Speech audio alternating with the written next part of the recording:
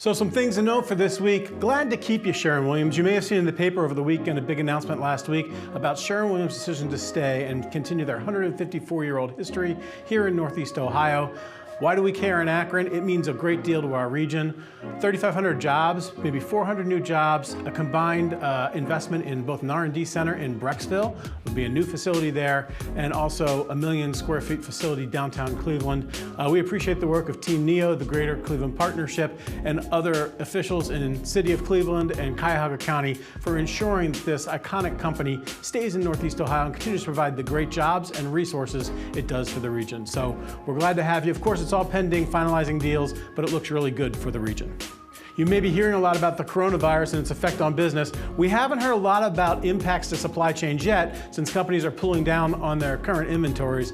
But as we think about going forward, it's important to keep in mind the fact that big exports and imports come from China to our region. $13 billion of imports, about $3.5 billion of exports, and if this continues, it might start to affect our companies.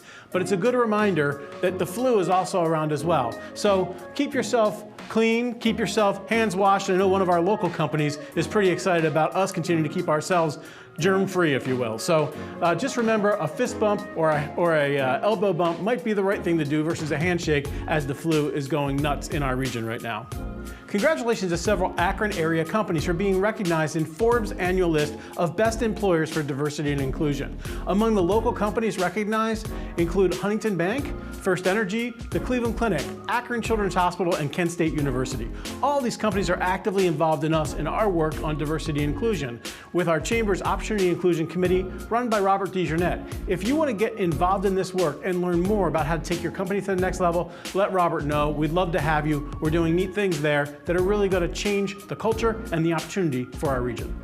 On March 4th, the Greater Akron Chamber is hosting a DC fly-in. We're going to take a delegation of small and mid-sized business owners from the Akron and the Canton region to DC to talk about some of the issues affecting our companies and the growth and success of our region. We look forward to joining the University of Akron at their annual reception for legislators and their staff to connect on issues important to the region. We still have room for companies who want to attend. Let John Rizzo know and we'll get you on the trip.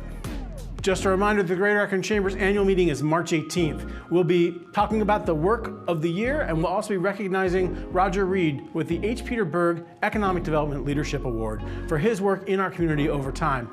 We have room for additional silent auction items and some sponsors if you want a little more visibility with the broad business community.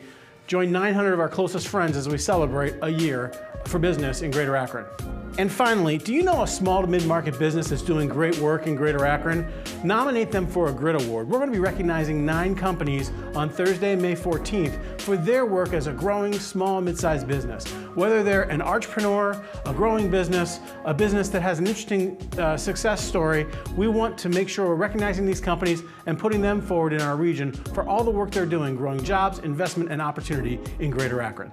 That's it for this week. We look forward to seeing you next week.